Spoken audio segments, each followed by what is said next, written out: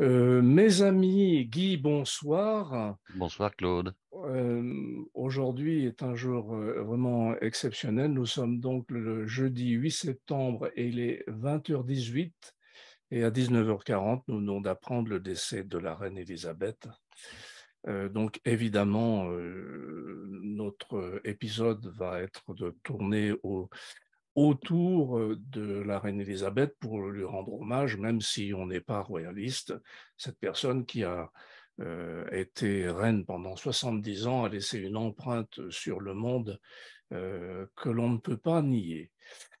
Guy, alors je te remercie infiniment pour ces actualités sur la fête de la bière en Belgique.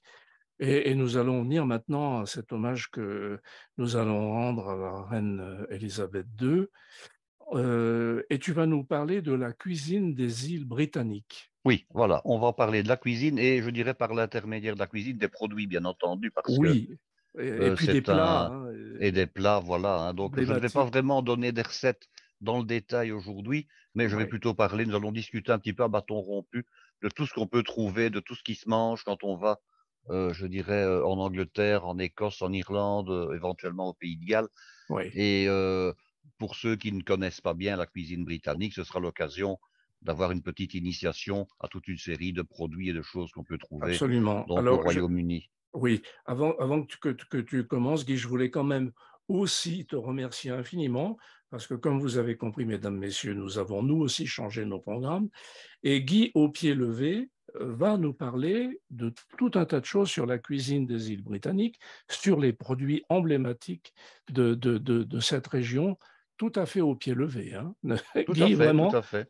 je te remercie infiniment et tu m'épates.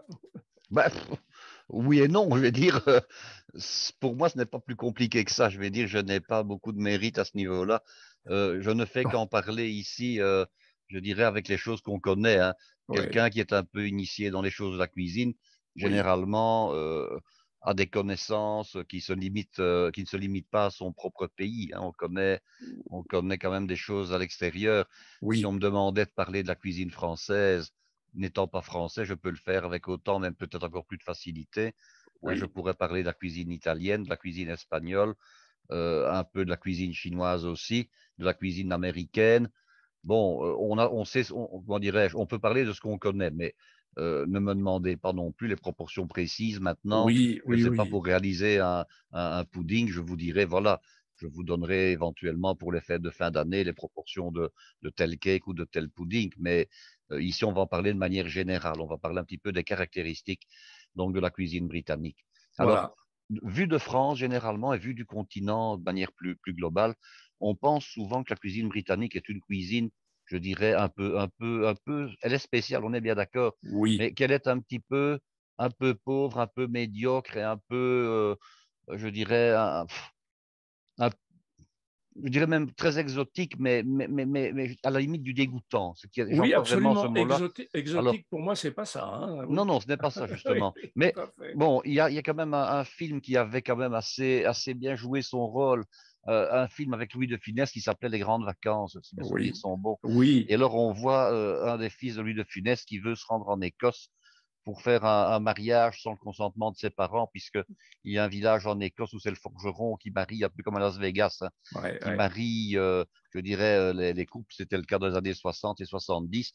Donc, il s'embarque là-bas pour l'Écosse et puis son père le suit. Hein. Lui, le père est un directeur d'école d'une famille très guindée. Et puis, il finit par se retrouver, je dirais, à cheval dans une distillerie de whisky sur des barriques en pleine inondation de whisky. Bon. Et alors, à un moment donné, il est invité dans la famille où il y a des échanges entre, je dirais, entre correspondants français et anglais. Il se trouve dans la famille anglaise et on sert toute une série de plats.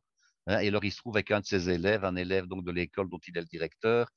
Et alors, ça porte vraiment à rire parce que on va servir toute une série de plats sur lesquels il s'interroge en demandant, ah, par exemple, et ça, c'est le dessert. Non, non, non, non. ça c'est l'accompagnement de la viande, etc. Bon, Voilà. hein, et alors c'est ainsi qu'on se rend compte ben, qu'on sert des petits pois gros comme des noisettes, qu'on sert de la gelée en dessert, hein, et toute une série de choses. Et encore, le pire, comme on dit entre guillemets, bien que ici, moi, je ne partage pas ce point de vue-là, mais le pire est à venir, à venir, pardon, c'est la panse de Oui, brebis farcie, hein, et oui, toutes ces choses-là, bon, oui, qui peuvent faire peur à des gens non initiés, alors que c'est très ouais, bon. ouais, Voilà. ouais.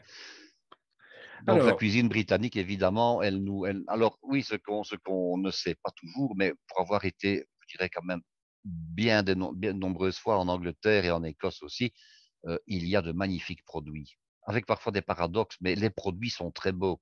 Si vous ah, allez dans le temple, je dirais un des temples de la gastronomie à Londres, au niveau de la fourniture des produits, c'est chez Harrods, par exemple, hein, oui, pour oui, citer un magasin. Bon, quand je vais chez Harrods, je passe mon temps à arpenter les rayons des produits frais, des produits en conserve, etc. Si on peut comparer avec des magasins sur Paris, bon, ben, le Bon Marché, par exemple, a mm, un mm. superbe rayon dans l'alimentation, les Galeries Lafayette également. À Rhodes, c'est la même chose, mais peut-être encore Ah oui, plus luxueusement présenté, de manière encore plus grandiose, parce que le bâtiment de chez Harrods est un bâtiment féerique. Et ouais, rien que cette partie-là est extraordinaire, parce que un des leitmotifs chez Harrods, c'est de dire tout ce qui peut se trouver dans le monde, on peut le trouver chez nous, quoi, hein. Bon, voilà. oui, Donc, ils ont des fromages français, ils ont bien sûr des fromages britanniques, bon, ils ont un petit peu de fromage belge, pas énormément, mais enfin, ils en ont quelques-uns, ils ont bien sûr des fromages italiens. Le rayon des charcuteries, des saucissons et des jambons, ben, il est immense. Vous avez des jambons, non seulement des jambons anglais, mais vous avez toute une série de jambons français, de charcuteries italiennes, et les Italiens ont quand même pas mal de charcuteries, hein, le pays est connu pour ça. Vous avez des jambons espagnols, enfin, voilà. oui, Donc, les Britanniques qui le veulent peuvent avoir à leur disposition toute une série de très beaux produits. Ça, il n'y oui, a aucun problème avec ça. ah, d'accord. OK. Alors, parmi les produits, je ne sais pas si on peut appeler ça un produit, qui, pour commencer la journée, on parle évidemment du petit déjeuner anglais. Je crois qu'on peut même parler d'une institution, hein. Il y a plusieurs C'est une institutions comme institution. ça. Nous allons parcourir, en tout cas, deux grandes institutions aujourd'hui. C'est d'une part le Full English Breakfast, donc c'est le petit déjeuner complet. Et Ouais. c'est d'autre part, tout à l'heure, le fameux tea time anglais qui se prend dans l'après-midi. Oui, Hein, je crois que les deux mots, les deux expressions, en tout cas, font vraiment référence à des choses qu'on ne trouvera vraiment qu'en Angleterre. oui, Alors, quand on compare le petit déjeuner traditionnel continental de la France, hein, parce que les Belges, j'avais déjà dit que je ferais une émission sur le petit déjeuner belge, oui. qui est un peu différent et qui se rapproche un peu du petit déjeuner anglais par certains points de vue. Mm. Le petit déjeuner français vraiment traditionnel d'origine, c'est de la baguette de pain blanc, du beurre, de la confiture, du café, du lait, du sucre. Oui, Voilà. oui. Hein. Alors, quand on compare ce petit déjeuner, qui est, il faut bien le dire, relativement déséquilibré en France, Mm. avec le petit déjeuner britannique, qui est justement lui très complet parce qu'il apporte tout. Il apporte des hydrates de carbone sous plusieurs formes, il apporte des légumes, il apporte des vitamines, il apporte des protéines en quantité. C'était un repas complet à lui seul et qui permettait à celui ou ceux qui le prenaient de pouvoir affronter la journée et de pouvoir tenir le coup dans des travaux qui étaient pénibles, qui étaient durs, qui Ouais. étaient laborieux, que ce soit dans l'industrie, que ce soit à la campagne. Alors tout ça pourquoi? Parce que le repas du midi était beaucoup plus, je dirais, léger que chez nous sur le continent. Il était Oui, proportionnellement moins important que chez nous. Donc ouais. le petit déjeuner était vraiment un repas, je Oui, dirais, à la un fois vrai d'attaque de repas. la journée, mais un véritable repas. Oui, Hein. oui, Alors, on dit traditionnellement que on doit prendre un quart de ses calories la journée le matin, au petit déjeuner, 50% le midi et, 25% le soir. mhm, Autant vous dire que les Britanniques, ils prennent certainement 40% de leurs calories rien qu'au petit déjeuner, hein, ouais, et c'est un ouais, minimum. Alors, ils se composent de quoi? Mais ils se composent de choses à la fois, je dirais, salées et sucrées, de choses froides et de choses chaudes. Alors, si on prend le petit déjeuner au niveau des choses froides et qui vont nous rapprocher de ce qui se passe sur le continent, eh bien, les Anglais prennent ce qu'on appelle des scones. Alors, les scones, qu'est-ce que c'est? Ce sont des petits pains au soda. Alors, au soda, ce n'est pas, comme on pourrait le croire, du Coca-Cola ou bien du Schweppes tonic, ce n'est pas du tout ça. ouais, C'est de la soude. Donc, en fait, ce sont des petits pains qui ont une pâte qui lève, non pas avec de la levure de boulanger vivante à la bière comme chez nous, ou un Ouais. levain, mais bien avec de la poudre fermentante. Ah, Hein. Donc, on réalise des petits pains. Les plus simples, c'est évidemment tout simplement de l'eau, du sel, un peu de matière grasse et puis la poudre levante. Hein. On pétrit la pâte, on la baisse après en une couche d'à peu près 2-3 cm d'épaisseur. Puis après, avec un emporte-pièce ou un verre, on découpe des petits cercles, hein, tout simplement. On les met sur une tôle beurrée et puis on les enfourne. Et c'est la levure chimique qui va faire lever le pain. Ça, ce sont ouais. les scones. Alors, on trouve évidemment des scones à toutes sortes. Hein. On peut les garnir avec des graines, on peut les trouver avec de la farine d'avoine, on peut Ouais. mettre des flocons d'avoine au-dessus, on Ouais. peut mettre éventuellement, au lieu de mettre de l'eau, on peut mettre ce que nous appelons chez nous du lait battu, donc Hum, du babeur. Hein. hum, Donc, il y hum, a toute hum. une série de recettes. On peut varier les farines aussi. On peut mettre des farines, je dirais, différentes de la farine blanche, hein, qui n'apporte quand même pas grand-chose d'intéressant. On peut Oui. mettre des farines plus complètes, on peut faire des mélanges de céréales. Donc, les scones, déjà, permettent de faire toute une variété je dirais, de petits pains. Alors, ce qui est une institution avec le scone, qu'on retrouve éventuellement même l'après-midi au tea time, c'est de la clotted cream. Alors, qu'est-ce que c'est? C'est une crème de lait de vache, qui n'est pas ce qu'on appellerait notre crème épaisse, par exemple. Hein. Ouais. C'est une crème qui a été cuite au four pendant une dizaine d'heures. Hum. Et alors, cette crème, bon, vous trouvez la recette sur Internet, hein. Cette crème, par la suite, est récupérée, elle est mise en boîte, en plastique, et elle est gardée au réfrigérateur. Alors, on pourrait, disons, malgré tout, l'assimiler, je dirais, un petit peu à un mélange, si on n'en trouve pas. On pourrait faire un mélange entre de la crème épaisse et éventuellement un peu de fromage blanc. Et on aurait quelque chose qui donne un peu une idée de ce que ça Oui. peut être, sans D'accord. l'être vraiment, hein, mais voilà, Ouais. ça pourrait Ouais. donner une idée. Ouais. Et alors, on mange, disons, les scones, que ce soit le matin, ce sera plutôt avec du beurre et par exemple la fameuse marmelade aux oranges d'Aberdeen. Hein, Mhm. Aberdeen, c'est une ville d'Écosse Oui. sur la mer du Nord qui est un port. Et alors, on réalise là-bas donc de la marmelade d'orange avec une mandoline qui coupe extrêmement finement les oranges. Ce Mhm. ne sont pas normalement des oranges douces comme nous les connaissons, ce sont des oranges amères, Oui. donc les bigaras, des oranges à l'ancienne. Alors, j'ai acheté des oranges amères pour faire de la confiture d'orange. Autant vous dire que c'est une calamité. Parce que contrairement à nos oranges à nous, ce sont des oranges qui ne contiennent quasiment que des pépins. Ah Il y a ouais. pour ainsi dire pas de jus. Donc vous avez l'écorce de l'orange, proprement dite, c'est ce qui est intéressant finalement. Ouais. Et à l'intérieur, vous avez quasiment que des pépins. Parce qu'en fait, c'est finalement une orange sauvage. Hein. Ouais. Et ça, c'est Mhm. l'orange traditionnelle avec laquelle on réalise donc la fameuse marmelade d'orange. Autant vous dire que quand j'ai fait ma marmelade, j'ai vite racheté 2-3 kilos d'oranges traditionnelles, je dirais de chez nous, des oranges douces, donc en fait, hein, Mais alors, pour comment ils rajouter de la font chair.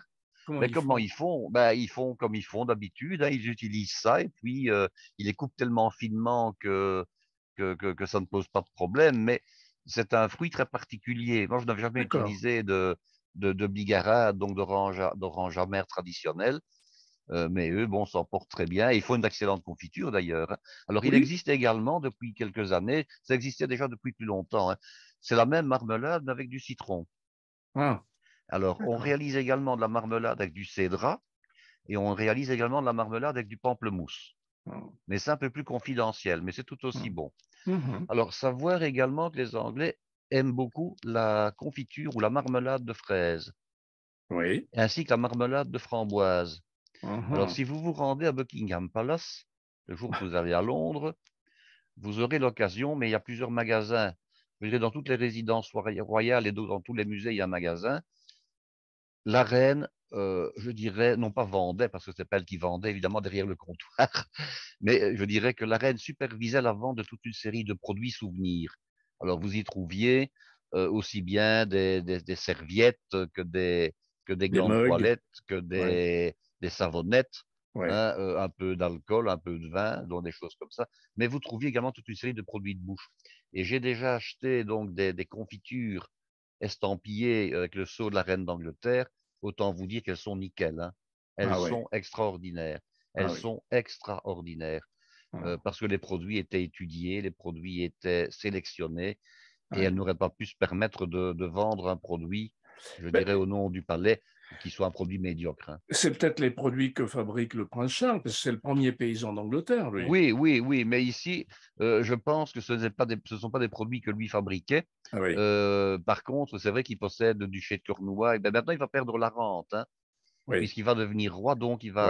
il va perdre la rente de son duché de Cornouailles et c'est le prince William qui va en Mhm, hériter. Mais mhm. donc, c'est pour vous dire que les marmelades et les confitures sont D'accord. extrêmement populaires en Angleterre. Alors, il y a une autre marmelade, je dirais, un autre produit de petit déjeuner, c'est le fameux lemon curd. Je ne connais pas, Alors, non. le lemon curd, et qui existe également en variété orange et mandarine, mais le lemon curd, c'est génial, hein. Ben, la Ah, recette n'est pas compliquée. En fait, c'est du jus de citron, des zestes de citron, du sucre, des jaunes d'œufs et du beurre, hein. ah oui, Alors, tout ça est cuit, je dirais, à feu doux, et puis c'est mis en pot. Et alors, vous mettez ça également. Donc, c'est un produit qui est jaune, qui est relativement fluide. Ça ne coule pas comme un sirop, mais c'est, disons, assez souple, hein. oui. Et on peut l'utiliser aussi bien pour mettre sur un cake, sur du pain, sur des brioches, en faire des desserts, par exemple. Moi, j'en faisais un dessert que j'aimais beaucoup. C'était une crêpe farcie aux poires et lemon curd. Hmm, Donc, je faisais des crêpes tout à fait traditionnelles, hein, la crêpe, je dirais, à la pâte liquide que nous connaissons tous. Et puis après, je faisais revenir des poires coupées en dés, hein, avec un tout petit peu de jus de citron, à peine pour le mentionner, pour qu'elle ne noircisse pas. Et puis, j'ajoutais donc quelques cuillerées de ce fameux lemon curd et je mettais ça dans les crêpes pour les farcir. C'est génial. d'accord, Ah oui, donc d'accord. ça c'est pour la première partie du petit déjeuner. Alors, donc ça c'était le sucré. Alors, je Oui, vous ai parlé donc de la crème aigre, donc la clotted cream. Euh, elle est souvent associée avec une des marmelades, normalement de la confiture ou de la marmelade de fraises. Peu mhm, avec de la marmelade d'un autre fruit, mais fraises ou framboises en tout cas. mhm. Alors, je ne sais plus, mais il y a un ordre sur lequel on le met et ça diffère un peu de chez nous. Je pense qu'on met d'abord la confiture et qu'on met la crème au-dessus et pas l'inverse. Ah oui, Vous voyez, donc c'est un peu spécial. De même qu'il y a un usage, paraît-il, en Angleterre, dans les bonnes manières, c'est que chez nous, il serait inconcevable d'aller avec son couteau dans le pot de confiture, parce que le oui, couteau est oui, personnel. En absolument. Angleterre, on ne mettrait pas normalement de cuillère à café pour prendre la confiture. Ce serait considéré comme un manque de savoir-vivre. On doit y aller Ah, avec son couteau. Voilà. ah oui, Par ah bon. contre, ce que je ne supporte pas quand on va avec son couteau, c'est quand il y a un morceau de beurre qui reste sur le couteau et qui disparaît dans la confiture. Oui, oui, J'aime oui, pas oui, beaucoup. oui, oui, c'est pas Donc terrible. voilà. Et comme ça, Oui, quelques usages qui oui. sont un petit peu différents. Alors, qu'est-ce qu'on boit avec le petit déjeuner anglais? Attends, attends, anglais, pardon. Oui. Guy, tu n'as pas parlé de bacon and eggs. Si, si, je vais en parler après, mais ici, j'étais Ah, toujours tu sur vas la en parler partie après. sucrée. Oui, oui, oui, oui. D'accord, d'accord, J'allais en pardon. parler tout de suite après. Mille Mais excuses. non, non, non, non, j'étais toujours dans la partie sucrée, scone et confiture. D'accord, alors que Alors, qu'est-ce boit-on? qu'on boit avec tout ça? Eh bien, au petit déjeuner anglais, on boit du thé de petit déjeuner. Il faut Ah, savoir que les Anglais sont les plus grands buveurs de thé avec les Indiens, bien entendu, et les Chinois et les Japonais. Euh, il y a un thé pour chaque heure du jour. hmm, Les Anglais ont un thé pour le matin, qu'on appelle généralement un breakfast tea ou un thé de petit déjeuner. Ils ont un thé pour la journée. Alors, le thé du petit déjeuner peut être consommé jusque dans le début de l'après-midi. Aucun problème, ah oui. hein. Et puis après, il y a un thé pour l'après-midi et pour le tea time, qui est souvent un thé parfumé à la bergamote, mais j'en reparlerai. Et vous avez même du thé pour le soir. Alors, on vend également à la boutique de Buckingham Palace des boîtes de thé. Autant vous dire, et ce n'est pas pour faire vendre du thé aux œuvres de la reine, mais je vous dirais tout simplement que c'est le meilleur thé du monde que j'ai jamais bu. Ah oui, carrément. C'est un thé qui est tout à fait dépourvu d'astringence et d'amertume. Hmm. Quand vous achetez un thé ordinaire dans le commerce chez nous, hein, sur le continent, même dans une grande marque, vous n'avez pas intérêt à laisser le sachet de thé trop longtemps dans l'eau. Oui. Ces sachets de thé, là, vous pouvez les laisser. Vous n'avez pas d'amertume qui se dégage après. Le thé est parfumé, le thé est élégant, le thé est doux. J'en étais vraiment estomaqué. La Et première fois alors, que j'ai réalisé du thé avec du thé que j'avais acheté à la boutique de la Reine, j'ai dit, mais c'est un thé extraordinaire. Et j'en ai toujours d'ailleurs. hmm. Est-ce que tu sais d'où il vient? ce Ben, thé? ce sont des thés qui viennent généralement des Indes, hein. Oui. Mais il y a également, bon, il est possible qu'il y ait des mélanges parce que le thé, on en Mmh. cultive en Ouganda, on en cultive au Kenya, des théiers, on en cultive en Inde, on en cultive en Chine, on en cultive au Mmh. Japon. Les meilleurs thés sont en principe des thés de l'Assam, qui est une région du nord de l'Inde. Mmh. Mais il est possible que ce soit des mélanges qui puissent être faits avec toute une série de thés de provenance différente. Et puis, c'est un peu comme pour, je dirais, un apéritif. Bon, ouais, on mélange des produits, mais dans les thés, il est Ouais. possible qu'il y ait des mélanges également. Ce qui est intéressant dans le thé, il faut savoir que la douceur du thé provient en fait de l'emplacement de la feuille sur la branche. Ah Ça, on ne oui. le sait pas suffisamment. Ouais. Les plus fins thés sont réalisés uniquement avec les parties sommitales des branches et des petits rameaux de thé. Donc, quand on cueille les plus petites feuilles qui sont en bout de rameaux, on a les thés les plus doux. Et quand Ah, on cueille les feuilles qui sont, hein, ça c'est un thé qu'on appelle souvent le Flowery Orange Pekoe. Et là, quand vous avez des thés, je dirais qui sont réalisés avec les feuilles qui sont plus grandes, hein, là vous avez de l'orange Pekoe, du Pekoe, du Pekoe Souchong, etc. Vous avez des thés qui sont de moins en moins, non pas fins, mais de moins en moins doux en fait, de plus en plus corsés. oui, ce qui est un peu logique, Ce qui là, est un peu logique, voilà. oui, les petites feuilles du bout sont toutes neuves, toutes Sont jeunes. toutes neuves, toutes jeunes, toutes Oui, tendres. Et alors, il y a oui, aussi le fait de dire, est-ce que c'est un thé vert ou un thé noir? Il faut savoir que le oui, thé noir est un thé fermenté. Donc, ce sont des feuilles qui ont été récoltées puis qui ont été mises à fermenter. oui, oui, Donc, le goût est plus fort. Le thé vert est souvent un thé japonais. Les oui, Japonais boivent du thé vert. Il faut aimer le thé vert. Le thé vert a un goût encore différent, oui, hein. Mais oui, plus vous allez prendre des feuilles plus grandes et plus vous allez poursuivre le processus de fermentation, plus votre thé va être costaud, oui, hein. oui, oui. Voilà. Mhm. Alors OK. forcément, la quantité de théine dans le thé va également influencer le goût. Oui, Les oui. thés les plus légers sont ceux qui sont les moins chargés en théine. Mmh. Donc, c'est une substance qui est tout à fait la même que la caféine, mais on l'appelle théine parce qu'elle est dans le thé. Mhm, mhm. C'est un excitant, chacun le sait. Alors forcément, un thé doux, peu riche en caféine et réalisé avec des feuilles de petite dimension. Alors, ce qu'il faut aussi éviter dans les thés bon marché, en fait, c'est de la brisure de feuilles. En Mmh. réalité, les thés de qualité, ceux qu'on met, je dirais, dans la théière sans être dans des infusettes, ce sont des feuilles de thé entières, Mmh. hein. Et il faut savoir que les marques industrielles, ben, on vous met un peu n'importe quoi, hein. Oui, Tout ce qui est oui, brisure, tout ce qui est, oui, oui. je vais mettre le mot entre guillemets, hein, Mmh, déchets de thé, mmh, on vous le met dans des infusettes. mmh, mmh. Voilà. Donc ça, Ouais. c'était pour le thé. Alors, autre chose, est-ce que le thé se boit avec du citron ou avec du lait? J'allais te poser la question. Eh bien, le thé du petit déjeuner se boit de préférence avec du lait. Mmh.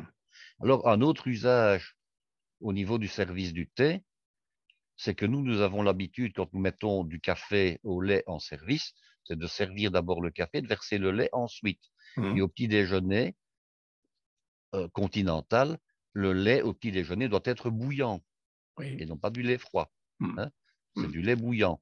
En Angleterre, le lait doit être froid et on met d'abord le lait dans la tasse et on verse le thé dessus et non pas le contraire, D'accord, oui. ce qui peut nous surprendre. Oui, Mais absolument, mais bon, ils c'est roulent à gauche, aussi, pas nous. oui, oui, c'est ça, mais c'est aussi une manière, je dirais, d'agir dans le savoir-vivre et dans les traditions. Si vous allez en Angleterre, dans un endroit un peu guindé, hein, et que vous mettez le lait après avoir servi le thé, on va vous regarder en disant, mais qu'est-ce que c'est pour un mal appris, quoi, Oui, hein, oui, voilà, oui, bon. oui, oui, oui.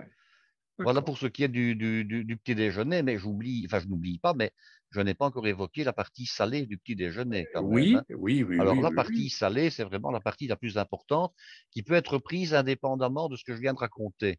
On peut très bien ne pas prendre de scone ou de pain avec ou de toast avec de la confiture, de la marmelade et de la crème. On peut très bien se contenter simplement de l'assiette. Et quelle assiette? Parce que là, il y a vraiment énormément de choses. Oui. Alors vous avez effectivement ce qui est peut-être le plus apparent dans l'assiette, ce sont les œufs et le bacon. Alors ce Mmh. qu'on appelle le bacon, ça peut avoir plusieurs significations. Euh, Chez nous, en Belgique, quand on parle de bacon, on parle généralement d'un carré de rôti de porc qui est désossé et fumé. Ah Mais le oui, bacon, en Angleterre, ce n'est pas ça. ouais, Pas non. toujours, en tout cas. C'est ce Ouais, que nous appellerions, nous, du petit salé fumé, hein. d'accord. Mais on peut parfois trouver comme bacon des pièces plus importantes, c'est-à-dire du petit salé fumé, mais avec davantage de chair autour. Mmh mh. Mmh. Et avoir réellement ce qu'on appellerait une tranche d'entrelardé, mais avec beaucoup de viande dessus. Alors, Oui. cet entrelardé, il va être, non, Il pardon, va être, oui, il va être, faisons pas de liaison malheureuse, il va être donc tout simplement frit, hein, frit dans de la matière grasse et être servi croustillant. Alors, les œufs, ce sont des œufs poêlés, donc des œufs qui sont cuits, je dirais, tout simplement dans de la matière grasse avec le jaune et le blanc qui ne sont pas mélangés. Mais on trouve également des œufs brouillés en Angleterre. Oui. Hein, on peut trouver des œufs brouillés. Ouais. Alors, tout ça est servi avec des toasts. Alors, dans le meilleur des cas, le toast, il est grillé, donc passé simplement au toaster, au grill, mais il peut également être passé en friteuse. Ah, À ce moment-là, il est relativement gras. Hein. ah Donc, oui, alors, il faut comme laisser aux Français leur qualité au niveau du petit déjeuner, sa qualité des pains en général, oui, et oui, encore mieux des Allemands, des Alsaciens qui ont des pains extraordinaires. Le pain anglais n'est généralement pas très bon. oui, C'est un pain industriel. On trouve très très peu de boulangeries artisanales en Angleterre. Maintenant, il y en a un peu plus, surtout à Londres, parce que vu la communauté française qu'il y a eu à une époque, ben, oui, les Français ont importé leur boulanger, donc oui. les Anglais en étaient très friands. Le véritable pain coûte très cher. Ayant Ouais, passé à un moment donné 2 semaines continues en Angleterre, j'étais malheureux au possible. On ne trouvait que du pain blanc industriel en grande surface, que hum, j'appelle du pain éponge ou du pain mousse. Et hum. quand on trouvait du pain gris, qui était censé être meilleur, c'était également du pain industriel, très léger, très spongieux, mais qui n'a aucune consistance. On peut manger 10 tartines, on a toujours faim après, quoi. Hein. Ouais. Donc ça, c'est leur pain. Alors, Hum. qu'est-ce qu'ils mettent également sur l'assiette du petit déjeuner? Ben, des haricots sauce tomate sucrée. Ah, Alors en fait, c'est caricatural, hein, mais en réalité, ce sont les haricots à la bretonne de chez nous, ouais. hein, qui sont des haricots blancs avec une sauce tomate, si ce n'est que la sauce tomate va ressembler finalement à du ketchup un Oui, petit peu plus fluide, quoi. C'est-à-dire que ouais, ça va vraiment être tomaté et sucré à la fois, ouais, hein, parce qu'il y a toujours cette habitude en Angleterre d'aimer manger des choses salées sucrées, ouais, hein, qui est une ouais. habitude qui remonte et qui existait en France, hein, qui remonte au Moyen Âge. Hein. On mangeait Oui, oui, beaucoup de plats oui, salés absolument. sucrés à cette époque-là. Ouais, ouais. Alors, on trouve également des tomates rôties. Alors, quand on dit des tomates rôties, ce sont des tomates de petit format qui sont coupées en deux, qui sont disposées dans un plat huilé, salé, poivré, légèrement donc huilé également sur le dessus et passé au four pendant quelques minutes de manière à être percées, donc à être cuites sans tomber en compote. Hein. Oui, Donc des oui, tomates rôties. oui. On trouve également des gros champignons sautés. Hein. Ce sont des Ah oui, champignons qui sont souvent servis entiers, ouais, avec donc des champignons qui font un diamètre de 5, 4, 5, 6, parfois centimètres, qui sont cuits entiers au beurre, avec la queue vers le dessus. Donc on les sert souvent en montrant le chapeau, l'intérieur du chapeau. ah, Hein. d'accord. Ouais. Parfois, on remplace, on met également des saucisses. Alors, ce sont souvent des saucisses de genre saucisses de campagne de petit format, qui sont simplement passées également à la poêle, éventuellement au four. On remplace parfois, et c'est ce qu'en Irlande, des saucisses par du boudin. Ah oui, À ce moment-là, on ne le sert pas forcément entier, on le sert en grosses tranches. C'est souvent un boudin de gros diamètre qu'on a ah coupé oui, en tranches et oui, qu'on a poêlé tranche à tranche. ah oui, Je j'ai vu suis allé ça, en oui. Irlande, j'ai eu l'occasion de manger ce type de petit déjeuner. C'est génial, si ce n'est que les produits varient un tout petit peu. Et Ouais. alors, on sert également des pommes sautées, des pommes de terre sautées avec le petit déjeuner. Donc, Oh, autant vous... Ah oui, oui, des pommes de terre coupées en quartiers. Alors, ce sont des pommes qui ont été cuites à l'eau précédemment et qui sont repassées soit à la oui, matière grasse à la poêle, soit en friteuse. C'est ouais. pas toujours le cas, hein, mais on peut en servir en tout cas, on peut en D'accord. mettre. Oui, c'est vraiment un vrai repas. C'est un repas complet, hein, on Ouais, peut dire ce ouais. qu'on veut, c'est un repas complet. Mhm. Quand vous avez mangé ça, vous pouvez, comme on dit, On peut attaquer sa journée. on peut attaquer sa journée. Voilà. Ça, c'est Ouais. le petit déjeuner qui vous tient, je dirais, qui vous tient. Vous ne faites pas de baisse d'insuline à midi avec ça. Hein. Ouais. Vous avez de quoi digérer de manière lente pendant plusieurs heures. Ouais, ouais. Alors, autre produit emblématique de nos amis anglais, le mouton. Ah, le mouton, évidemment. Hein. Alors, le mouton, les Anglais, donc, fournissent évidemment pas mal de viande à l'Europe. Les Anglais, les Écossais et les Irlandais, bien entendu, qui fournissent pas mal de viande de mouton. Mouton on va plutôt parler agneau, mais enfin bon, c'est Oui. du jeune mouton quand même. Mouton de qualité, parce que les prairies britanniques, il faut savoir que la prairie est une invention britannique, on ne le sait pas toujours, hein. Ah oui. La prairie est une invention britannique parce que chez nous, au Moyen Âge, la prairie n'existait pas. Ça a Euh, l'air bizarre, hein. oui, La prairie, je pense qu'elle remonte en fait, en gros, chez nous, sur le continent, 16e, 17e siècle. Sauf dans les zones où il n'y avait déjà que des prairies dans l'état naturel. Je vais prendre oui, le cas d'Écosse, hein, pour la oui, France, oui, hein, parce qui que sont des régions calcaires. On ne sait pas cultiver du froment là-dessus. Donc là, il y oui, avait des prairies naturelles. Mais oui, en Angleterre, qui est un pays qui est extrêmement crayeux à certains endroits, parce que l'Angleterre, c'est le prolongement du bassin parisien, oui, qui est crayeux également à certains endroits. oui, Pensez à la oui. Champagne, hein, pour prendre un Champagne, oui, exemple. Bon, absolument. vous avez le pendant de la Champagne qui se trouve dans le Kent et de l'autre côté de la Manche, hein. Mhm. C'est pas pour rien que les falaises d'Étretat et celles de Douvres qui sont de l'autre côté sont en craie, hein. Donc voilà, Oui, vous avez oui, des terrains crayeux. Alors sur les terrains crayeux, on ne sait pas toujours cultiver ce qu'on veut. Donc, qu'est-ce qui pousse là-dessus? Ben, il pousse de l'herbe. Et alors sur de l'herbe qui est évidemment de l'herbe rase parce qu'il y a les vents de l'océan qui les balayent, ben, les vaches ne trouvaient pas suffisamment de bonnes choses à manger. On y mettait des moutons qui, eux, se contentent de moins. Donc, c'est ce qui explique évidemment que les moutons sont très, très présents en Angleterre. oui, Alors, moutons de qualité de toute façon, avec lesquels on a fait toute une série de plats. Alors, je vais en citer quelques-uns. Vous avez évidemment le gigot d'agneau, bien entendu, et puis vous avez les ragoûts. Alors, le plus célèbre ragoût des îles britanniques, c'est ce qu'on appelle l'Irish stew. Alors, l'Irish stew, c'est un ragoût qui est fait avec donc du collier de mouton ou éventuellement de l'épaule de mouton, qui est coupé en cubes, qui est cuisiné avec des oignons et avec des carottes. Et à la fin de la cuisson, on ajoute les pommes de terre. Vous avez mhm. donc un ragoût. Alors, on mouille, évidemment, ça en Irlande. On mouille avec de la bière irlandaise, dont la plus emblématique est la Guinness, Et oui, hein, qui est cette bière relativement amère, mais qui est d'une couleur, disons, brune, presque noire, hein, oui, profonde tellement elle oui, est brune, qui oui, est réalisée avec des orges extrêmement maltées, extrêmement torréfiées, et qui a évidemment beaucoup de goût. Alors, on ne mouille pas qu'avec de la Guinness, sinon c'est immangeable. On ouais, mouille avec de la Guinness, mais également avec du bouillon, bouillon de légumes, bouillon d'agneau, bouillon de bœuf éventuellement, oui. de manière à avoir une cuisson qui ne se passe pas que dans de la bière, sinon c'est trop Oui, amer. donc là, on est un petit peu dans la tradition de la cuisine anglaise. Tu vas me dire si je me trompe ou ce sont des viandes bouillies. Mais c'est-à-dire que ça ressemble tout simplement à notre civet, à notre bœuf bourguignon. Oui, Je n'aime pas le mot bouilli parce qu'il y a un mot qu'on doit éviter en cuisine comme lapin sur un bateau, c'est le mot bouillir. oui, Quand j'étais moi-même élève, le prof disait, ce sont les ménagères qui font la lessive et qui font bouillir le linge. Le mot bouillir est un mot qui est banni en cuisine. Parce qu'une cuisson, que ce soit pour un fond, que ce soit pour une viande, on emploie le mot frémir. oui, Et alors, frémir, c'est quelques degrés en dessous de bouillir. Bouillir, c'est oui, 100 degrés. Frémir, c'est 97, 98. oui, Hein, vous avez des petites bulles qui ouais, se détachent, mais vous n'avez pas de gros bouillons, hein. ouais, Bouillir est un mot. Alors, quand on veut parler de bouillir en cuisine, on va dire amener à ébullition. On ne oui, dira jamais fait bouillir. On dira toujours amener à ébullition et ensuite laisser frémir. Alors, oui, il y a une raison technique à ça, hein. C'est que quand on fait bouillir un produit, on le désagrège et alors oui, il n'est plus aussi bon après, il n'est plus aussi savoureux. Donc, oui, on évite de faire bouillir. Alors, dans ce absolument. cas-ci, cette viande-là, ben, elle est pochée, je dirais lentement. Alors, c'est une Oui, cuisson qui prend 2 heures, un Irish stew, parce que généralement, c'est réalisé avec des viandes qui d'accord. sont un peu plus dures à cuire, hein. L'épaule est déjà un peu plus dure à cuire.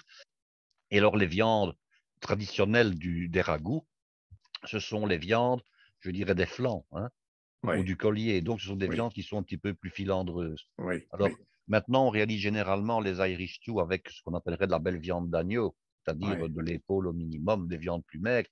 Mais traditionnellement, je dirais que l'Irish stew, c'était un plat plus pauvre, hein. Ah On oui, vendait les gigots aux personnes qui étaient plus aisées financièrement et qui, elles, préparaient des viandes rôties. Et on laissait, je dirais, aux personnes du peuple les plus pauvres, les morceaux les moins nobles de l'agneau, évidemment, hein. hum, hum, hum. Alors ça, c'est Oui. pour donc l'Irish stew. Mais je donnerai la recette un jour de manière plus précise. Mhm, Alors, il y mhm. a également un autre ragoût en Irlande qui se réalise soit avec du bœuf, soit avec de l'agneau. Mais il faut dire aussi que l'Irish stew, maintenant, on peut aussi le réaliser avec du porc ou bien avec du bœuf, hein. Ah Ce oui, n'est pas obligatoirement de l'agneau. Traditionnellement, c'est de l'agneau ou du mouton, hein. oui, Mais à l'origine, c'était du mouton et puis c'est devenu de l'agneau. Mais maintenant, on peut trouver de l'Irish stew finalement avec n'importe quelle autre viande qui peut se braiser, hein. Et oui, il n'y a rien d'inconcevable. on pourrait bien réaliser de la richtou avec, par exemple, du poulet ou du coq, même si ce n'est pas Oui, traditionnel, hein, mais bon, oui. vous mouillez avec de la bière et puis ça y est, c'est parti. D'accord. Alors, il y a un autre plat qui ressemble beaucoup, qui lui est réalisé avec euh, ou bien du bœuf ou bien de l'agneau, mais en garniture, on mettra des dés, c'est des gros morceaux en fait, des morceaux de céleri rave et de la betterave rouge. Voilà. Oui, oui. Donc, c'est très bien également, si ce n'est qu'on change de légumes. Ce n'est plus oignon, carotte, c'est le riz, oignon et betterave rouge. D'accord, Alors, d'accord. vous avez le fameux agneau à la menthe. Oui.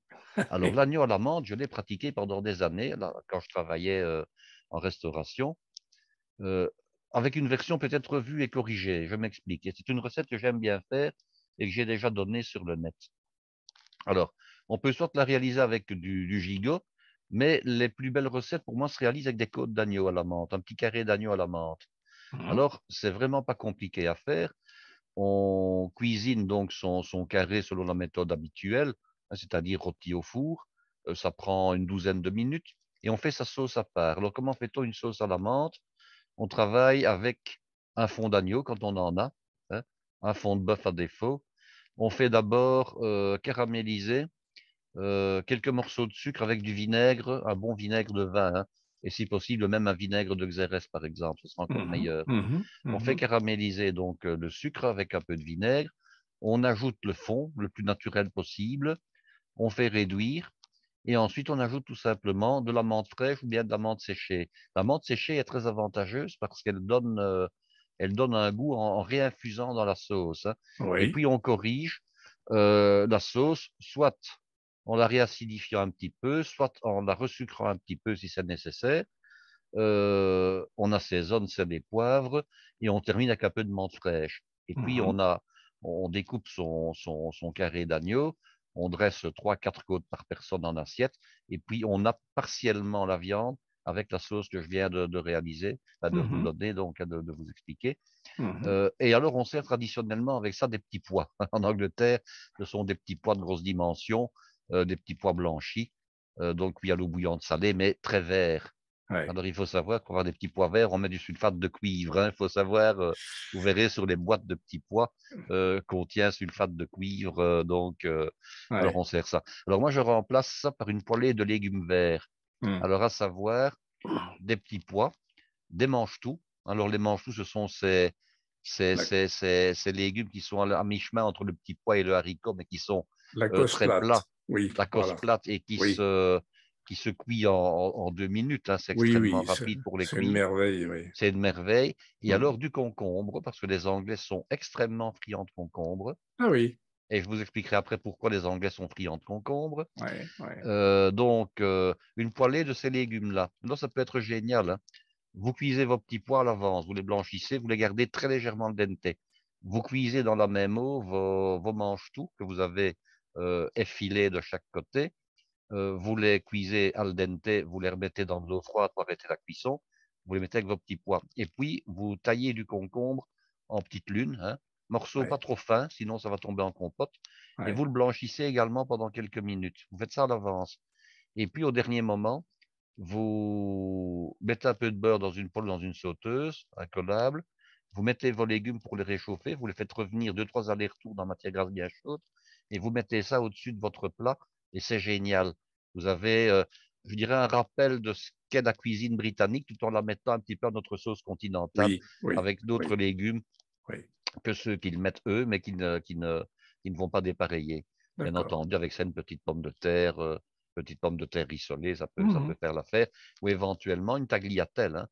Une Oui, tagliatelle verte, ça va être vraiment dans l'idée, hein. ouais, d'accord, d'accord. Euh, Dis-moi, Guy, là, je vais faire appel. C'est un peu rigolo parce que nos chers amis anglais, on les appelle les roast beef. Oui, bah, tout à fait.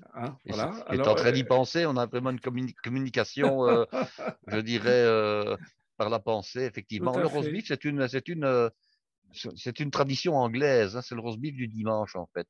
Ah oui, oui, oui. Oui, tout à fait. Il faut savoir que la viande rôtie est au départ une invention anglaise, comme le steak est une invention anglaise. Sur Ouais. le continent, c'est devenu, je dirais, l'habitude, hein. On dit souvent que le beefsteak frites, c'est le plat national français, voire le rôti de bœuf. Oui. En réalité, c'est relativement récent parce que nous n'avions pas l'habitude sur le continent de manger du bœuf comme les Anglais le faisaient. Mhm, mhm. La viande rôtie, c'était destiné chez nous aux volailles et au gibier, Ah oui, pas tellement le bœuf. ah oui, Je ne dis pas qu'on n'en faisait jamais, mais c'était plutôt destiné, si on prend le cas des grands festins du Moyen Âge, on se rend compte que les ducs de Bourgogne, par exemple, qui passaient pour être la cour la plus raffinée d'Europe au Moyen Âge, à la fin du Moyen Âge, ben, c'était des cygnes rôtis, des pans rôtis, des choses pareilles. Hein. ouais, ouais, Alors la dinde n'est venue que plus tard, après la découverte des Amériques, parce que de ouais. temps en temps, on entend des gens qui parlent de la dinde au Moyen Âge, mais la dinde au Moyen Âge, elle n'existait pas. Hein. Il fallait encore Non, découvrir l'Amérique pour ça. oui, Et alors, on ne cuisinait pas du bœuf, je dirais, rôti, on le cuisinait bouilli généralement. Quand on cuisinait du bœuf, c'était bouilli. Hein. Et alors, il d'accord. faut savoir aussi que au Moyen Âge, on n'élevait pas des bœufs comme maintenant pour les manger. Oui, oui, Hein. Qu'est-ce oui, qu'on oui, faisait? On élevait des vaches pour le lait. Forcément, bon, quand la vache avait fait sa carrière de vache, on la mangeait également. Mais une vache, traditionnellement, est une viande dure. oui, oui. C'est une Hum, viande qu'on ne va pas penser à rôtir. Donc, on faisait des viandes, je dirais, de bovidés, si je porte l'expression, un petit peu en ragoût. Hein. Donc la carbonate flamande est une recette qui est disons, historiquement très ancienne, j'en ai déjà parlé, et qui justement était réalisée avec de la viande qui était, je dirais, cuite en ragoût, donc avec un mouillement qui était cuite lentement et longuement. Hein. On ne faisait pas du rôti de bœuf avec de la vache, si je peux dire, hein, ça oui, n'existait pas. oui. Alors, l'invention du bœuf en tant que viande à consommer, c'est aussi une invention anglaise. Mhm. C'est aussi une invention anglaise. C'est eux qui ont popularisé la chose. Alors, c'est pas étonnant que toutes les pièces de bœuf qui sont poêlées, sautées, rôties ont des noms anglais. Beef Oui, steak. Hein? oui, oui. Bon, on dit beef steak maintenant en français, mais au départ, c'est beef steak, ce qui veut Ouais, dire morceau de bœuf. ouais, ouais, Alors, rump steak, c'est oui, du morceau d'aloyau. absolument. Roast beef, bœuf rôti. Hum, hum. Donc, tout ce que nous avons fait nôtre en cuisine française pour ces pièces-là nous viennent Nous d'Angleterre, vient des Anglais. nous Ouais. vient des Anglais. Donc, Mhm. c'est vraiment la tradition anglaise que de cuire au départ les viandes rôties. D'accord. Alors, on accompagne généralement le rôti de bœuf du dimanche par ce qu'on appelle du Yorkshire pudding. Alors, le Ah, Yorkshire pudding, qu'est-ce que c'est? C'est une espèce de petit gâteau qui est réalisé dans des moules ronds. Ça ressemble un peu à une pâte à choux. Voilà, tout ouais, simplement. Et alors, ces d'accord. gâteaux sont mis à cuire traditionnellement en dessous du rôti de bœuf qui était cuit généralement au four et sur une grille. Ah oui, Ce qui veut dire que lorsque le jus du rôti de bœuf dégoulinait dans le four, il était absorbé par les Yorkshire pudding qui cuisaient en dessous. et oui, Et on cuisait donc les Yorkshire pudding en dessous du rôti, et quand les deux étaient prêts, et le rôti et le Yorkshire pudding, on servait les deux en même temps dans l'assiette. ouais. Alors on servait ça avec quoi? On servait ça avec des pommes de terre écrasées et avec tout un mélange de légumes, je dirais, du style les petits pois toujours, les carottes, du panais, parce que le panais est également un produit qui est Oui, extrêmement connu par les Anglais. On trouve du panais sur tous les marchés. Alors que d'accord. chez nous, le panais, bon, bah, Oh c'est oui, on en trouve anecdotique, c'est une maintenant, fois de oui. temps en temps. Mais alors, dis-moi, ce roast beef là, il était cuit semelle. Bon, c'est ce Il qu'on était reproche cuit. souvent aux Anglais, c'est de cuire la viande rôtie un peu trop. Ah bah oui. Normalement, pas automatiquement, mais c'est vrai que les Anglais avaient plutôt tendance à cuire la viande de bœuf un peu plus que nous sur le continent, il faut Ah oui, reconnaître. absolument, Ce qui n'est plus absolument. l'habitude maintenant, hein. Oui, Mais à une oui, époque, c'est vrai que bon, quand on avait des fours qui n'étaient pas des fours précis comme nous avons maintenant, oui, qui étaient des oui, fours, je dirais, hein, des fours au bois, des fours au charbon, etc., oui, on oui, maîtrisait évidemment beaucoup moins les températures. oui, oui. Et alors, on sert ça avec un jus qui était réalisé. Alors bon, ils appellent ça du gravy. Ce sont souvent des jus industriels qui sont vendus en poudre, en portions de 4-5 personnes, hein, et qu'on va tout simplement mélanger avec de l'eau. Alors, il y a des choses aussi un petit peu particulières en Angleterre, c'est qu'on va trouver dans des marques que nous connaissons, je vais la citer, la marque Knorr, hein, on connaît tous Knorr, qui est une Oui, marque oui, allemande en principe. Chez nous, nous trouvons du bouillon de poulet ou du bouillon de poule et du bouillon de bœuf. oui. Eh bien, quand vous allez dans un grand magasin en Angleterre, vous avez non seulement du bouillon de volaille, du bouillon de bœuf, du bouillon d'agneau, du bouillon de porc, du bouillon de jambonneau aussi. Ah oui, Ah oui, voilà. Donc, je faisais D'accord. mes provisions quand j'allais en Angleterre. Je ramenais des cubes de bouillon Knorr, mais dans toute une série d'autres produits que ceux Oui, que nous oui, trouvions. oui. Ah oui. Parce que la tradition de faire les sauces en Angleterre, c'est d'utiliser du bouillon d'agneau pour faire la sauce du gigot d'agneau ou bien d'un plat d'agneau, hein. C'est Oui. d'utiliser du bouillon de jambon de porc pour mettre avec le jambon de porc. C'est utiliser du bouillon de porc traditionnel pour mettre avec un plat de porc également. Et vous Mhm. aviez comme ça toute une série de bouillons cubes Mhm. adaptés à chacune des viandes. D'accord. OK. Je me rends compte, Guy, que lorsqu'on était sur le mouton, on n'a pas parlé de la panse de brebis farcie. Alors, la panse de brebis farcie, c'est un plat qui est plutôt écossais, lui, hein. Ah, C'est le pardon. fameux haggis. Ah, Alors, bon, l'Écosse est également connue pour ses agneaux, pour ses moutons, hein, au et les whisky, Écossais, accessoirement. et le whisky accessoirement, et les Écossais ont inventé un plat qui est tout à fait national en Écosse, qu'on trouve aussi bien en version fraîche qu'en version conserve. Ah Alors, oui, la version fraîche, qu'est-ce que c'est? On en trouve chez Harrods, par exemple, et chaque fois que j'y allais, j'en ramenais parce que mon directeur adorait ça.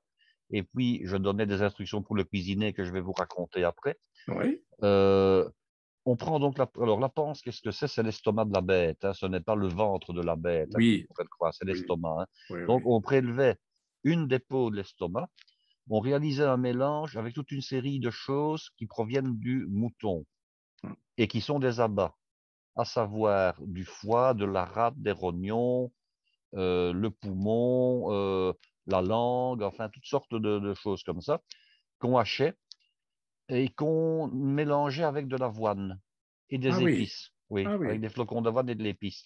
Alors on a une espèce de sauce spaghetti, mais qui ne serait pas tomatée en fait, et qui Mhm, serait plus sèche. mhm. Alors tout ça était embossé, donc farci. On farcissait la fameuse panse de brebis, de mouton en général. On la recousait et on la pochait.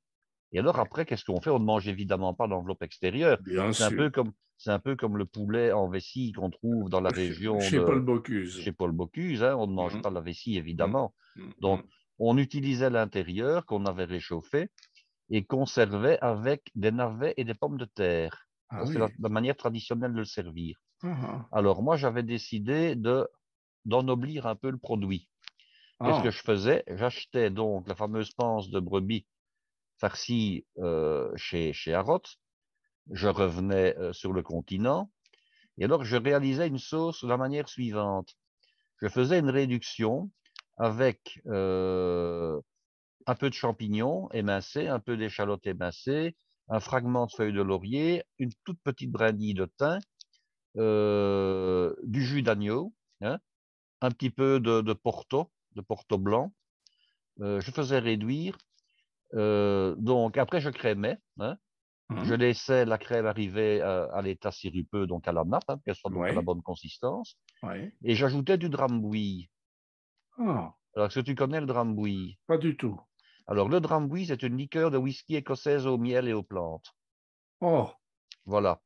C'est délicieux, hein, c'est génial. Donc, j'ajoutais du drambuie et puis je passais au chinois. Et alors, je faisais des navets non pas en purée ou bien simplement bouillis. Je faisais comment on appelle ça? Des navets glacés. Donc, je ah oui, tournais les navets en gousse d'ail. d'accord. Je les cuisais avec un petit peu d'eau, une pincée de sel, une noix de beurre et une petite Hum, cuillerée de miel qui hum, rappelait le miel de la sauce, hum, hein. hum. Alors, avec des pommes rissolées. Et alors, le haggis, je le servais en aumônière.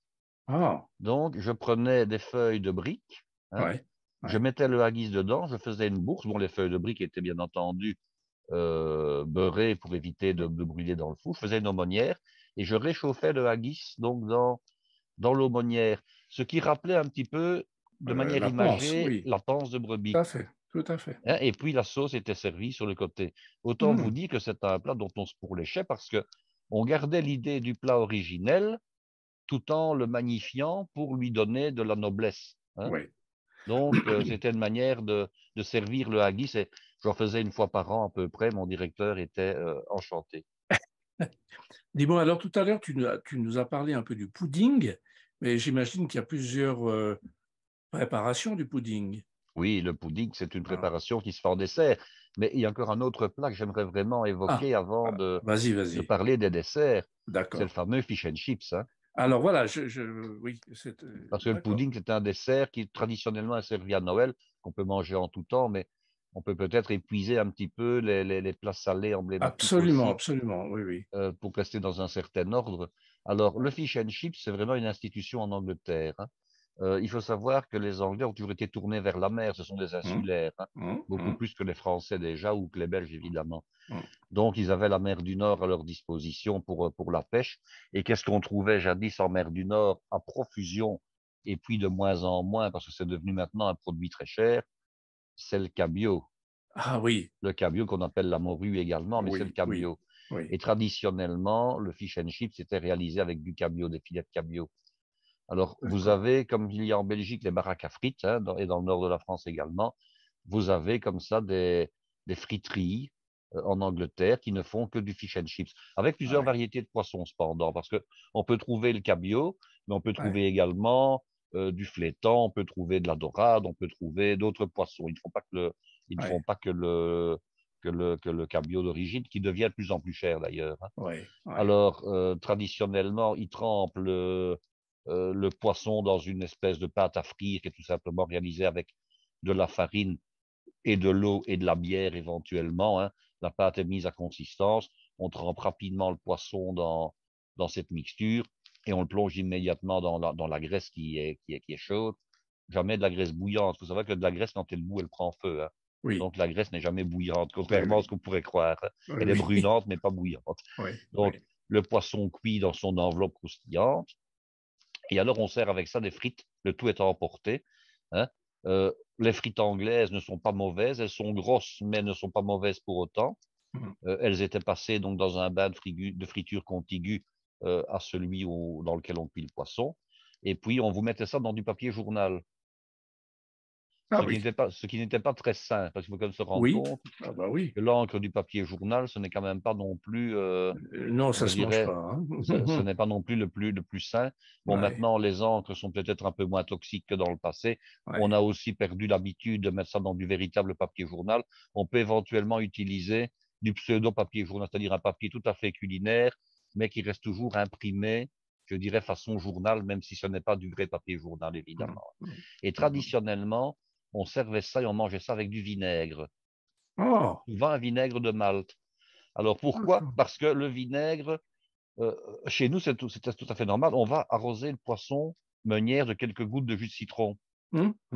Alors, ils n'utilisaient pas du jus de citron, ils mettaient du vinaigre qui allait donner un petit côté acide au poisson pour lui donner un côté plus pointu, si je peux dire, Oui, ouais, ouais. moins fade, moins plat, Oui, de donner un peu de peps. un peu de peps, voilà. Donc, on Ouais, se ressac du vinaigre. Et puis d'accord. alors, il y a quand même un plat dont j'avais envie de vous parler, parce qu'on fait quand même un petit hommage ici à la reine d'Angleterre, c'est le Ouais. fameux poulet coronation, donc le chicken Oui, coronation, ou le poulet du couronnement. oui. Alors, le poulet du couronnement, je donnerai la recette de manière plus précise ultérieurement. Qu'est-ce que c'était? C'était de la viande de volaille, de la viande de poulet en l'occurrence, qui était cuisinée avec une sauce au curry avec des fruits secs, entre Ah, autres des abricots secs et des fruits secs.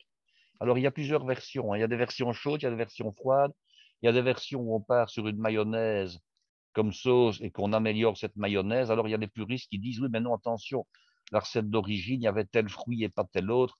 On mettait ouais. également dans certaines versions du chutney à la menthe qui assaisonnait et qui donnait un côté un petit peu exotique à la Mhm, préparation. mhm, Et alors, mhm. ce fameux poulet coronation pouvait froid être utilisé, entre autres, dans des sandwichs. Ah Et alors, oui, ça m'amène à parler du fameux tea time. oui. Parce que le tea time, c'est vraiment une institution, vraiment en Grande-Bretagne. Alors, il y a toute une série d'établissements où on peut prendre le tea time à Londres, hein. Il y a entre autres le fameux hôtel Savoy ou bien le Ritz, hein, où on peut prendre le tea time. J'ai regardé un petit peu les prix, c'est pas piqué des verres du tout. Il y a un dress code, évidemment, on ne se promène pas au Ritz, et il le précise bien, pas de tenue de sport, pas de basket, pas de jeans, etc. Donc, si un jour vous allez à Londres, Claude, et que vous avez envie d'un tea time, il n'est pas question d'y arriver en tenue de touriste ordinaire, hein. Il faut, Oui. bon, évidemment, vous avez un artiste qui va vous donner une petite aubade avec de la harpe ou bien du piano en même temps. Mm, Bon, mm, voilà. mm, mm. Alors, qu'est-ce qu'on trouve au fameux tea time? Il y a trois grandes étapes dans le tea time. Alors, la première étape, qu'est-ce que c'est? Ce sont souvent les scones dont j'ai déjà parlé. Oui. Hein. Alors, petite précision, le tea time, c'est aux environs de 5 heures de l'après-midi et ça a été à l'origine inventé par la duchesse de Bedford de l'époque, qui trouvait que attendre le repas du soir, c'était un petit peu long et qu'il fallait prendre un petit peu de force dans l'après-midi. Donc, elle a créé le Tea Time, qui est devenu une institution. Alors, elle a d'abord invité ses connaissances et ses amis, et puis la mode s'est répandue, et voilà, maintenant, le Tea Time est une institution qui peut parfois même servir de repas du soir. En fait, le Tea Time peut être très complet et très long, et comme les Anglais mangent relativement tôt le soir, comme il peut se prolonger jusqu'à environ 7 heures du soir, hein, si vous commencez à 5 heures et que vous avez le temps de le prendre à votre aise, ben, vous pouvez encore le terminer à 7 heures, 7 heures, 7 heures et demie. Donc à ce moment-là, vous ne mangez plus après.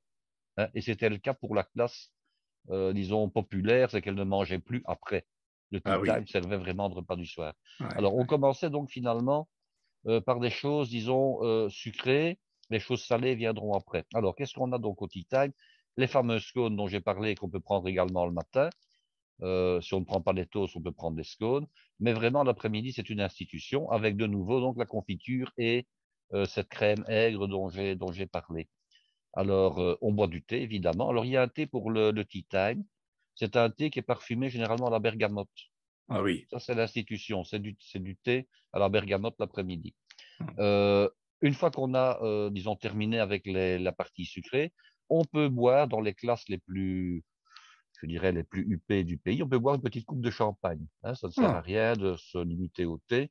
On peut très bien boire une petite coupe de champagne pour se donner du cœur à l'ouvrage. Oui, oui. Alors, après ça, bon, quand on n'a pas de champagne, on boit un verre de vin blanc, c'est bien aussi, hein, mais on peut boire du champagne. Alors après ça, on attaque les choses salées. Et alors, le plus emblématique des sandwichs qu'on prend au tea time et qu'on servait au garden party de la reine d'Angleterre, ce sont les fameux sandwichs au concombre. Ah oui. Ah oui, hein. Alors, je vous explique comment on fait des sandwichs au concombre, hein, parce que ça vaut la peine.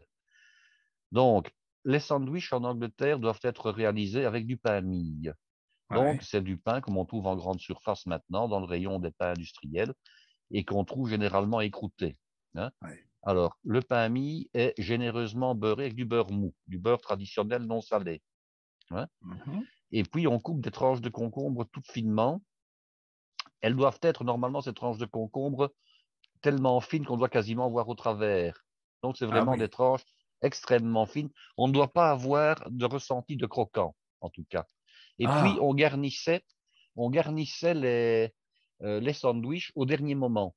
Pourquoi? Parce que on beurrait pour éviter que le jus du concombre ne remouille le pain, ça c'était une Oui, chose, mais oui. on mettait les sandwichs, on les garnissait au dernier moment pour éviter malgré tout que le sandwich ne se remouille. Hein. Ouais. Et comme le concombre est un produit humide, on évitait donc de le mettre trop rapidement sur le pain. Donc, le beurre d'abord, les fines tranches de concombre ensuite. Le concombre pouvait être pelé, ce n'était pas une obligation, mais on peut le peler. On le coupe très finement avec une mandoline, hein, parce qu'au couteau, généralement, on aura quelque chose d'un peu plus épais. On sale, on poivre et on mettait quelques gouttes de vinaigre ou de jus de citron dessus pour Mmh. compléter l'assaisonnement. On remettait la deuxième tranche de pain beurré au-dessus. Et puis, on coupait des sandwichs qu'on appelait des fingers, c'est-à-dire de la taille d'un doigt. Donc, on Mmh. les coupait au Ah! couteau pour avoir, disons, une largeur d'à peu près 2 centimètres. Oui, oui, Parce qu'un oui. véritable sandwich de tea time, on doit pouvoir le manger en 2 bouchées. Ah Ça, oui. c'est la règle. Oui. Si on a une tartine qui fait 10 centimètres de long, ce n'est pas un sandwich de tea time. Ça, Oui. c'est le fameux sandwich au concombre ou les canapés quand on ne mettait pas de tranche de pain au-dessus, quand Mmh. on avait donc le concombre apparent. Ça, c'est le Mmh. plus emblématique des sandwichs. Alors, vous en avez à d'autres choses. Le deuxième plus emblématique, c'était celui aux œufs et aux cresson. Mmh. Alors, il y a plusieurs manières de le faire. Hein. Soit on utilise des œufs brouillés, dans lesquels on va ajouter des feuilles de cresson concassées, soit on utilise des œufs cuits durs, et ça c'est très bien, je pense que c'est la meilleure manière, c'est de cuire des œufs durs, de les écaler, de les couper au coupe-off en petits morceaux, puis de les écraser sommairement à la fourchette, Mmh. d'ajouter de la mayonnaise juste pour lier, Mmh. d'ajouter un tout petit trait de sauce anglaise, du sel, du poivre pour rectifier l'assaisonnement, éventuellement une goutte ou deux de vinaigre ou de jus de citron si c'est nécessaire pour donner un peu de côté pointu. Et puis on prend du cresson de fontaine qu'on va laver, on va prélever les feuilles et la partie sommitale de la branchette de cresson, il n'y a pas de problème, qu'on va concasser légèrement. On va ajouter donc ce cresson qu'on cassait dans les œufs, on va mélanger et on va garnir nos sandwichs avec ça de nouveau. Oui, Et on va remettre une deuxième tranche de pain et puis voilà, on a les sandwichs d'accord. aux œufs et aux... Alors, ce sont ces sandwichs-là, par contre, on peut les couper en triangles. Ah oui, Alors, il faut d'accord. savoir aussi, petite anecdote, que pour la reine d'Angleterre, on enlevait absolument les coins, même quand le sandwich était écrouté. Pourquoi? Il ne fallait jamais lui présenter une pointe. C'était considéré comme un signe d'agressivité à son égard. Or, quand on fait un sandwich, par exemple, on prend une tranche de pain carré, on va le couper en quatre pour avoir quatre sandwichs en forme de triangle. Ben, il y a trois pointes, évidemment, hein.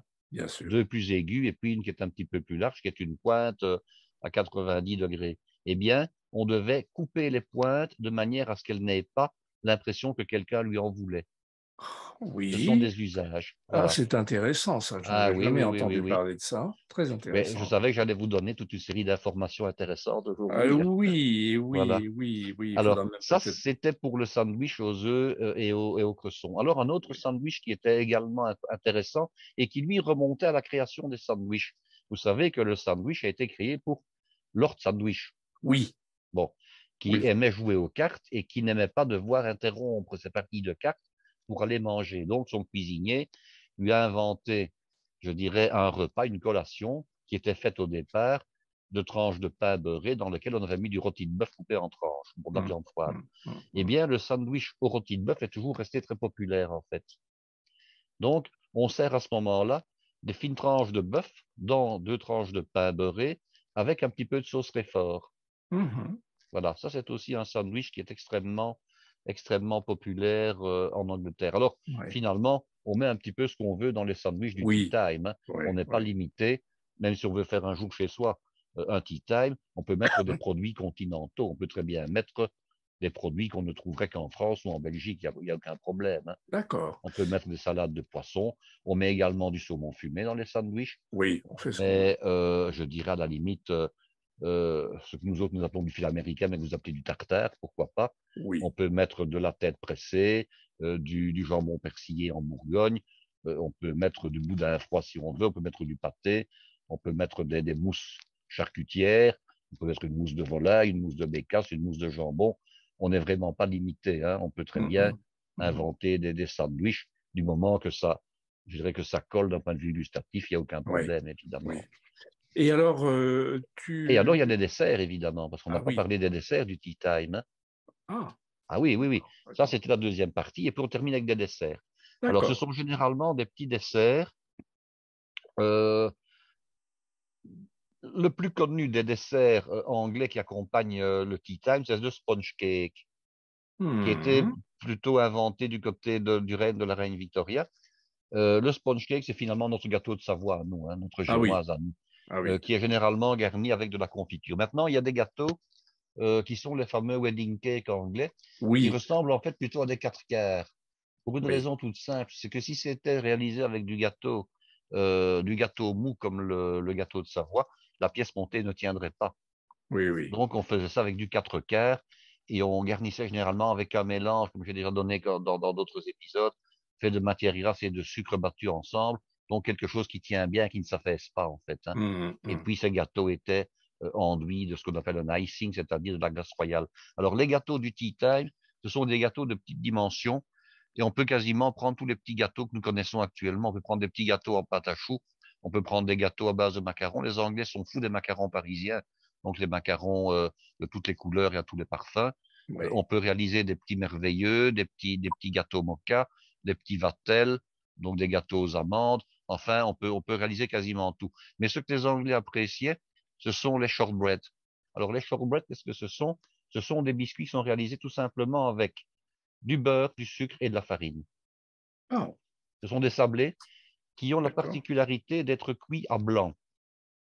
Donc, on fait une pâte avec tout ça, euh, on l'étale à peu près 1 centimètre d'épaisseur, on la passe au pic-vite ou à la fourchette, hein, avec les pointes, et ensuite on la découpe.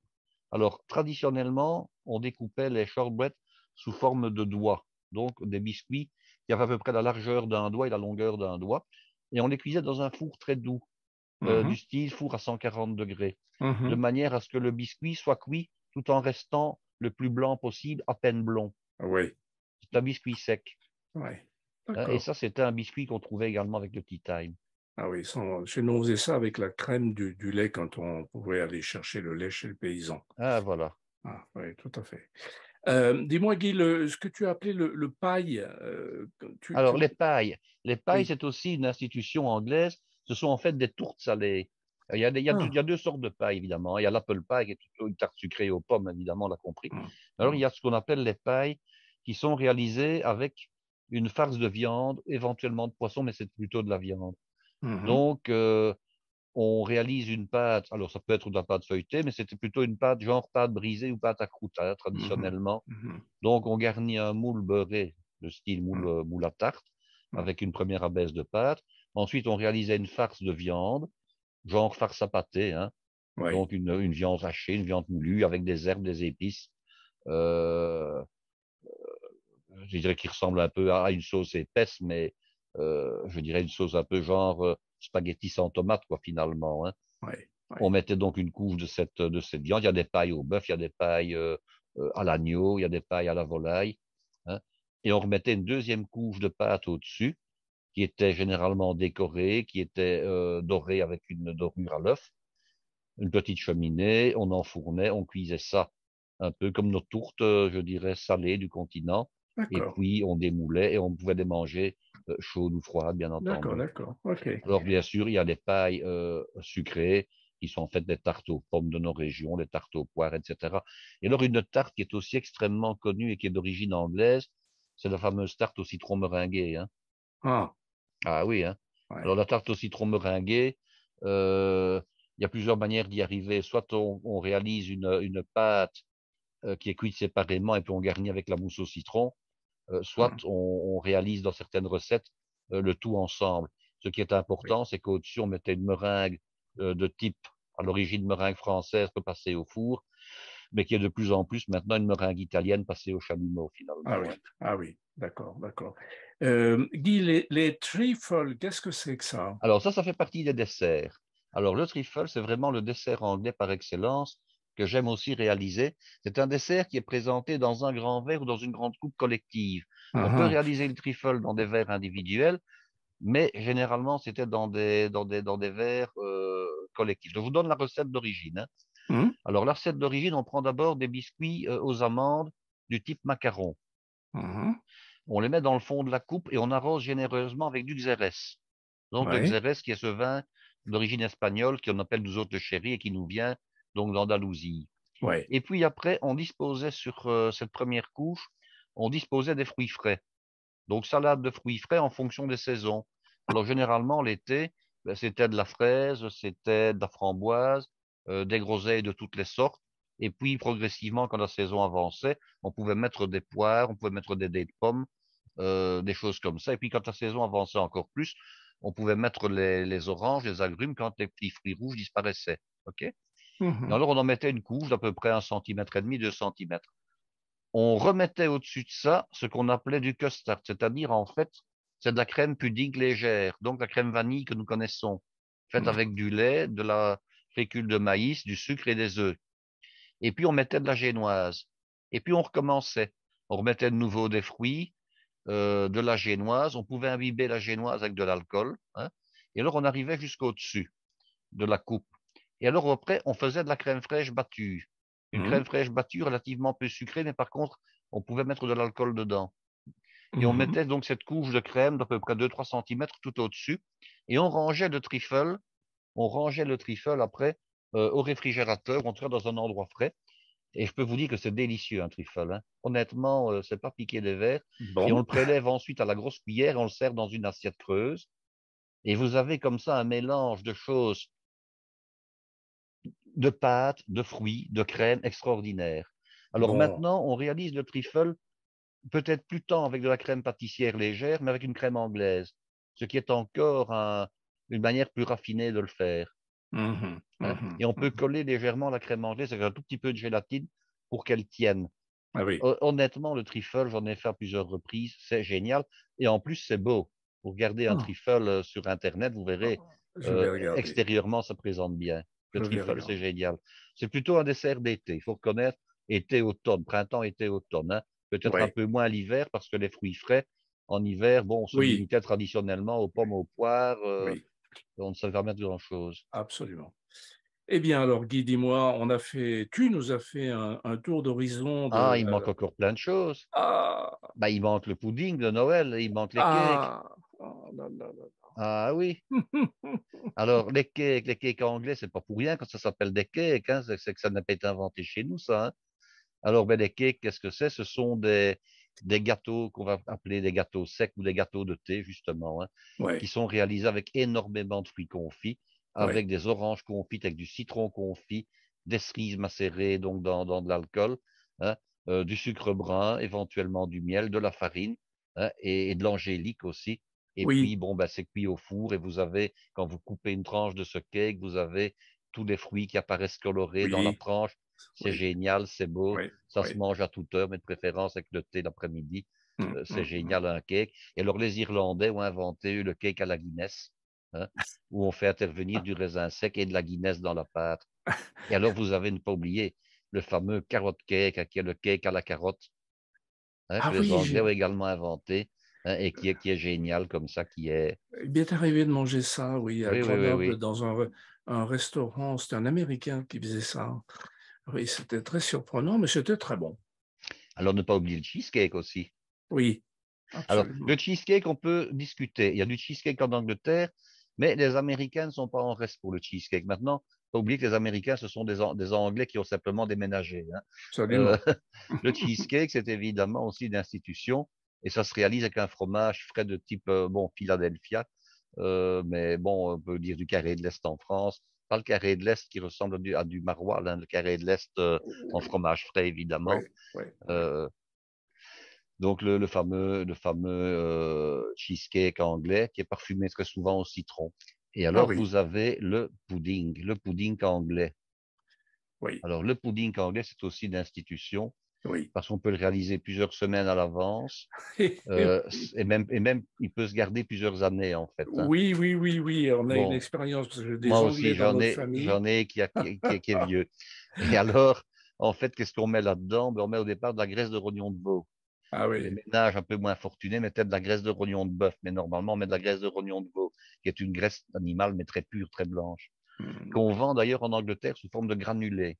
Ah Il faut oui. savoir ça. Hmm. Donc, on met du sucre brun, on met de nouveau des fruits secs, fruits confits donc, hein, macérés ou non en quantité. On met, dans le cas du plum pudding, de la prune, hein, de la prune séchée. On met un tout petit peu de farine. On met de la mie de pain ou de la chapelure. Et puis, on emballe le tout. Quand la pâte est réalisée selon les proportions qu'on a définies donc, et qu'on a dans sa recette, on mettait tout ça dans un plat creux qui peut aller, je dirais, qui peut cuire. Oui. On emballait le tout dans un linge et on cuisait tout ça à la vapeur pendant de nombreuses heures, hein. Ensuite, on le retirait, on le laissait refroidir et le jour de la Noël, le jour de la fête, on le réchauffait, hein, on le réchauffait souvent au four et on le servait avec un beurre au cognac ou un beurre au rhum. Donc, on faisait une espèce de sauce, je dirais séparément, avec du beurre dans lequel on ajoutait de l'alcool. Alors, c'était un beurre qui était à peine fondu et on Hmm. versait Hmm. ce beurre sur les morceaux de gâteau découpés qu'on Oui. avait préalablement flambé. Attention, Ah qu'on oui. avait préalablement flambé avec de l'alcool, soit du rhum, soit du cognac, soit du whisky. Ah, Mais alors, nous d'accord. avons oublié, parce que vous allez vite aujourd'hui pour terminer, hein, vous avez oublié les fromages anglais. Mais oui, non, mais j'allais y venir, les fromages. Mais tu Ah, sais, voilà, il va falloir que je coupe parce que ça fait déjà 2 heures qu'on blablote là. c'est vrai. Ben, Ouais. ça va prendre, allez, 2 minutes, le fromage. Ça va aller vite. Ou alors on Mais fera dans un... il y a le Le fameux style, fromage, le le, fameux Stilton, hein. le Stilton, Le oui. Stilton, et nous ne parlerons que de lui alors, hein. Moi, j'aime bien Ouais, le Shropshire également, mais il y a le fameux Stilton au Porto. Alors, oui, pour faire un Stilton ouais, au Porto, qu'est-ce qu'on fait? On prend un pot en grès ou en porcelaine, ouais. on le bourre avec le fromage, on le remplit le plus étroitement possible. On fait des trous avec une lame de couteau, hein, et on verse du Porto dedans, dans les Ouais. trous. Et puis on laisse macérer. Et quand le Porto a bien imbibé le fromage, on remet de nouveau du Porto. Et on fait ça pendant quelques semaines, hein. Et puis quand Noël arrive, on prélève ce fromage qu'on va mettre sur des toasts hein, et c'est génial. Ouais. Il y Ben a voilà. est-ce que il y a d'autres fromages en Angleterre, Ah puisqu'on y oui, est? ben Ah bien oui, sûr.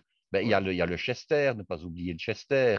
ouais, mis à part le Oui, oui, Stilton, je connais pas. oui, oui. Alors il y a le Shropshire qui est mon préféré, qui est un fromage bleu, mais avec une pâte orange, qui Oh! vient au départ d'Inverness, mais qui est maintenant fabriqué ailleurs.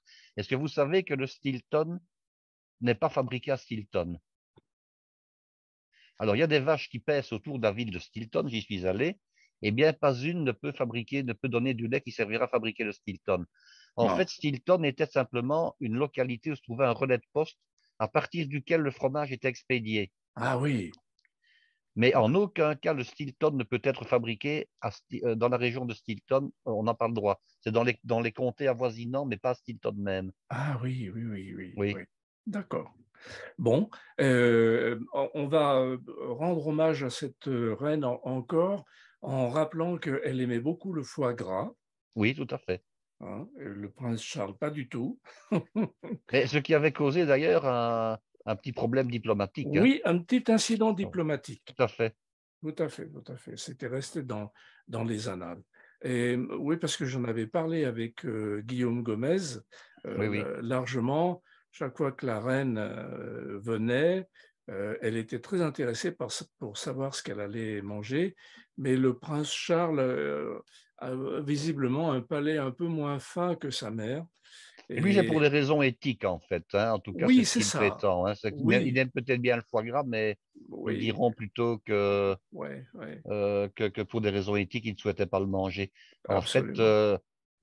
quand le menu avait été connu en Angleterre, la presse populaire avait réagi en disant, mais comment est-ce qu'on peut servir du foie gras à la reine alors que c'est interdit le gavage chez nous, etc. Ouais. Et puis, le palais de Buckingham avait arrangé tout le monde en disant décision de Sa Majesté. Et puis, tout le monde l'avait fermé, était rentré la tête dans les Dans épaules et ses les yeux foyers, baissant oui, par oui. terre. Voilà. Eh bien, écoute, merci Guy. Chers amis, j'espère que vous avez apprécié tout ce que Guy nous a donné comme information sur la cuisine et la gastronomie des îles britanniques. Et il y avait Euh, encore plein de choses à raconter, hein, mais peut-être on le fera dans un autre parce épisode que alors, hein. n'oublions pas, bien sûr, n'oublions pas qu'il y avait encore l'Oxtel également, dont on pourrait Ah, parler, des choses voilà. pareilles, hein. Bon, Allez, on garde ça pour un autre épisode. nous garderons la soupe Euh, de tortue pour une autre fois. Oui, absolument. Et alors, pour clore sur une image rigolote, Guy, je suis absolument baba de tout ce que tu nous as dit comme ça au dernier moment Bah, au pied sur levé, mais au enfin, pied bon, levé voilà, sur c'est cette cuisine. agréable. Bon, chers amis, on attend vos questions, vos commentaires. À très bientôt. Bye bye. À très Bonsoir, Guy. bientôt. Bonsoir.